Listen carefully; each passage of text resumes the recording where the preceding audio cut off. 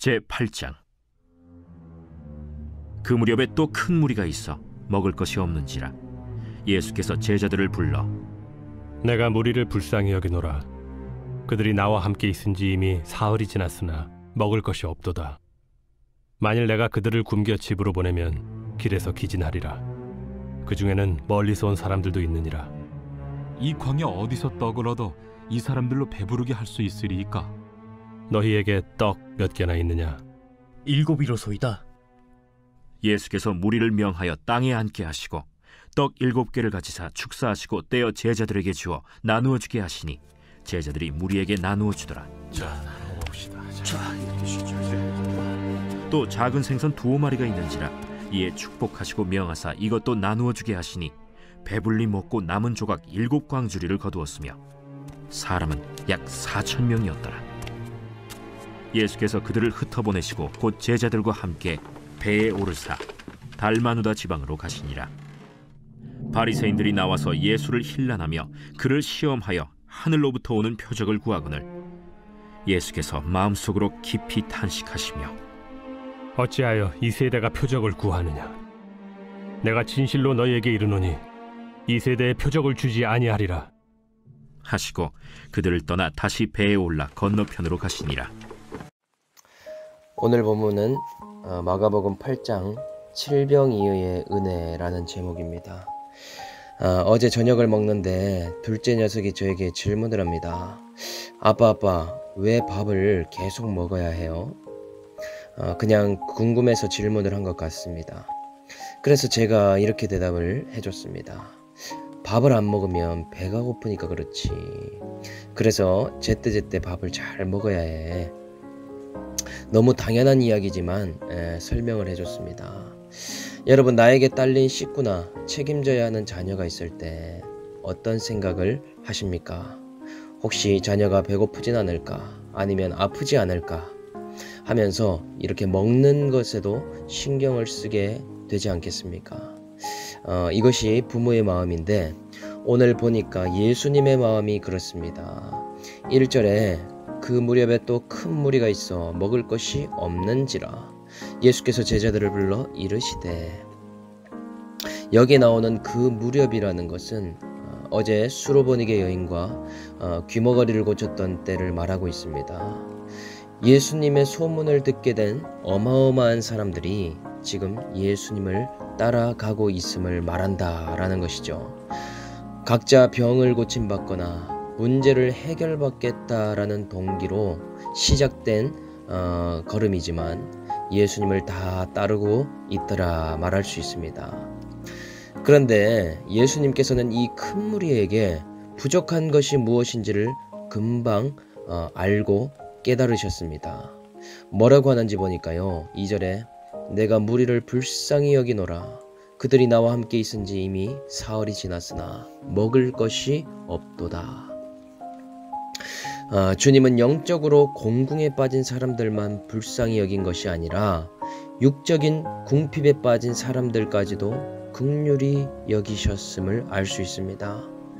제자들에게 속마음을 바로 말씀하시죠. 내가 저들의 굶주림을 불쌍히 여긴다. 그들의 필요를 다 아시고 채우기를 원하신다라는 것이죠. 예수님은 지금 이 상태로 시간이 흘러갔을 때 어떤 일이 일어날지까지도 다 아신다는 듯이 말씀하십니다.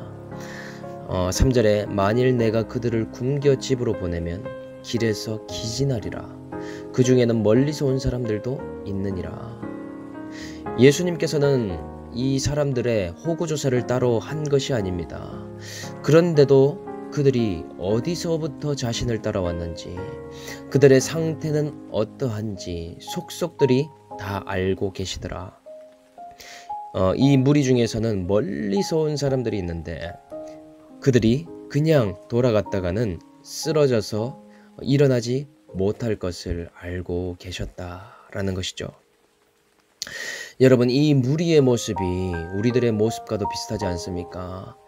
우리가 믿음이 있어서 신앙생활을 시작한 게 아니고 어떤 인생에 풀리지 않는 문제로 예수님을 따르게 되었죠.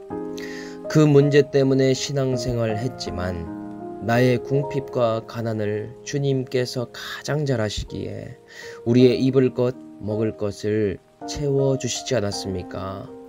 나는 그냥 예수님께서 내 인생의 문제를 해결해 주실까봐 따른 것뿐인데 예수님께서 나의 믿음의 수준도 아시고 도와주지 않으면 굶어 죽는다는 것도 보셔서 그 모든 것을 채워주고 계신다라는 것이죠.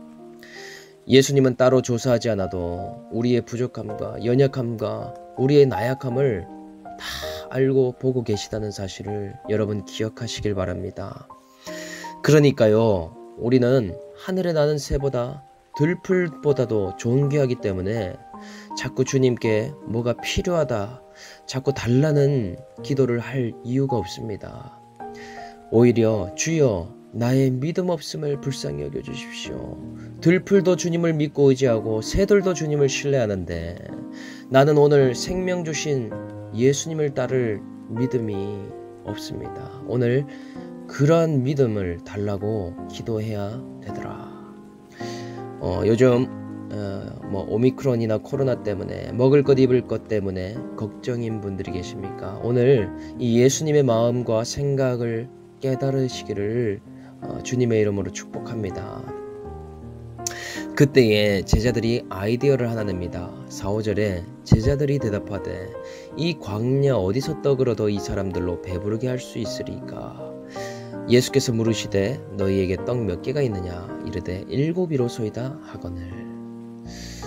예수님이 무리들을 긍휼히 여기는 것이 이 구체적인 떡으로 나타나고 있습니다. 떡이 몇 개가 있는지 질문을 하신다는 것이죠. 여러분, 떡 7개가 그냥 한 사람이 다 먹으면 그만인 아주 작은 분량이 아닙니까? 그런데 공동체가 보이고 긍휼의 마음이 부어질 때 공궁에 빠진 지체가 보이게 되면 그 떡 7개가 눈에 들어오더라 라는 사실이죠. 이 작은 떡이라도 주님의 손을 거치게 된다면, 주님께서 축사를 하신다면 이 공동체에 어떠한 도움이 되진 않을까, 그것을 흘려보내는 그러한 적용까지 하게 되더라. 우리가 이런 일 많이 겪지 않았습니까? 예수님께서 어떤 대상을 긍휼히 여기시면은 사람이나 공동체를 통해서, 손길을 통해서 채워지는 것을 경험하게 하십니다. 예수님께서 무리를 향한 사랑과 긍휼의 마음이 이 칠병이어의 기적의 사건으로 이렇게 일어난 것처럼 말이죠. 여러분도 주님의 사랑을 공동체의 손길을 통해서 느껴본 적 있으시지 않습니까? 저도 이번에 오미크론 광풍은 참 힘들었지만, 그리고 이제 내일이면 격리 해제가 되게 됩니다. 그런데 이 시간 동안에 참 공동체의 격려와 위로로 인해서 주님의 사랑을 느낄 수 있는 시간이 되었던 것 같습니다. 나를 주님께서 불쌍히 여기시고 긍휼히 여기시구나, 이것을 공동체의 손을 통해서도 깨닫게 되었더라. 부스러기와 같은 작은 것이라도, 아니면 나에게 주신 작은 은혜라도 나누게 되면 이것이 하나님 나라의 큰 은혜로 충만하게 부어지게 되더라. 이것이 도대체 무슨 도움이 될까, 무슨 나눠줄 것이 될까 생각되는 것도, 심지어는 나의 고난과 회개 간증까지도 감사함으로 나눌 때에 이 공동체가 영육 간의 풍성히 누리게 되는 그러한 비결이 되더라라는 것입니다. 6절에 예수께서 무리를 명하여 땅에 앉게 하시고 떡 7개를 가지고 축사하시고 떼어 제자들에게 주어 나누어 주게 하시니 제자들이 무리에게 나누어 주더라. 예수님께서 많은 무리들을 땅에 앉히신 후에 축사를 했는데 기적이 일어나게 됩니다.